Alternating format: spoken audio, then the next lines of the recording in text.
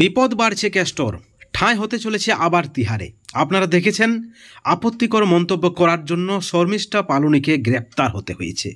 কিন্তু অনুব্রত মণ্ডল যেভাবে গরু পাচার মামলায় জামিনে মুক্ত হওয়ার পরেও তিনি দাদাগিরি দেখিয়েছেন প্রশাসনের বিরুদ্ধে, পুলিশের বিরুদ্ধে, তারপরেও তাকে গ্রেপ্তার করা হয়নি, এই নিয়ে কিন্তু একটা চরম প্রতিবাদ শুরু হয়েছে।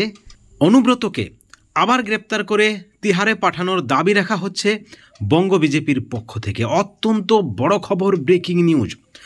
দল অনুব্রত মণ্ডলের সঙ্গে নেই। আপনারা দেখেছেন দলের পক্ষ থেকে তাকে স্পষ্ট গাইডলাইন দেওয়া হয়েছে। অনুব্রত মণ্ডল সরাসরি কিন্তু ক্ষমাও চেয়েছেন, কিন্তু ক্ষমা চেয়েই কি পার পেয়ে যাবেন?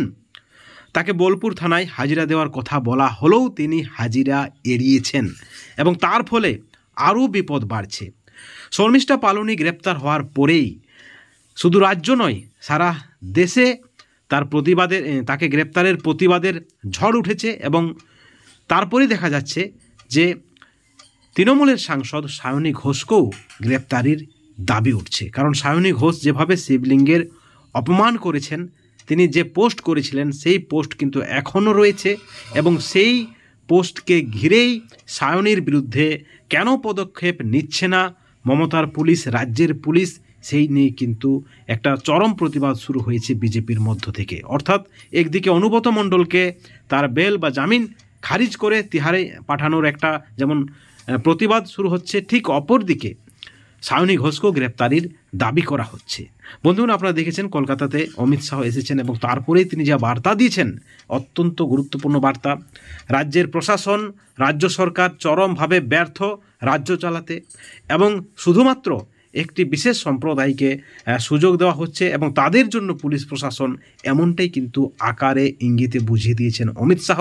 এবং অমিত শাহ তৃণমূল সরকারকে 2026-এ গোড়া সহ মূল সহ উপড়ে ফেলার ডাক দিয়েছেন এবং তারপরেই জোরদার একটা চর্চা শুরু হচ্ছে যে যদি শর্মিষ্ঠা পালুনি গ্রেপ্তার হয় তাহলে অনুব্রত মণ্ডল কেন গ্রেপ্তার হবে না, কেন তার জামিন খারিজ হবে না? কারণ তিনি গরু পাচার মামলায় জামিনে মুক্ত, যেমনটা কিন্তু দাবি করা হচ্ছে বিজেপির পক্ষ থেকে। অত্যন্ত বড় খবর। তাহলে কি অনুব্রত মণ্ডলের জামিন খারিজ হবে, আবার তার ঠাঁই হবে তিহারে? কারণ জামিনে যে বিশেষ কয়েকটি শর্ত রয়েছে যাতে তিনি কোনোভাবেই প্রভাব খাটাতে না পারে মামলায়, এবং সেই পরিপ্রেক্ষিতে দেখা যাচ্ছে অনুব্রত মণ্ডল রাজ্যের পুলিশকেই ধমকাচ্ছেন একদম অশ্লীল ভাষায়।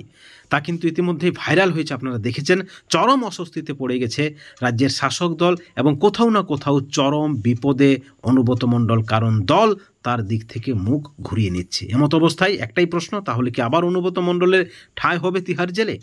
বন্ধুগণ, প্রত্যেকটা বিষয়ের দিকে আমাদের নজর রয়েছে, প্রত্যেকটা আপডেট আপনারা এই চ্যানেলে পাবেন। আপনাদেরকে অনুরোধ করব আপনারা অবশ্যই চ্যানেলে নজর রাখবেন এবং এই ভিডিওর পরিপ্রেক্ষিতে যেখানে শর্মিষ্ঠা পালুনি ক্ষমা চাওয়ার পরেও যদি তাকে গ্রেপ্তার হতে হয়, তাহলে কেন সায়নীকে গ্রেপ্তার করা হবে না? এবং সেই সঙ্গে অনুব্রত মণ্ডল তার জামিন খারিজ হয়ে কেন তিনি আবার তিহারে যাবেন না, এই প্রশ্নটা তোলা হচ্ছে বিজেপির পক্ষ থেকে। এবং এই প্রশ্নের পরিপ্রেক্ষিতে আপনাদের কি মতামত, আপনাদের কি প্রতিক্রিয়া, অবশ্যই আপনারা আমাদের চ্যানেলের কমেন্ট সেকশনে কমেন্ট করে জানাবেন। ভালো থাকবেন, সুস্থ থাকবেন, কিন্তু কোনো ধরনের হিংসা থেকে, আইন বিরুদ্ধ কাজ থেকে দূরে থাকবেন। Thank you so much.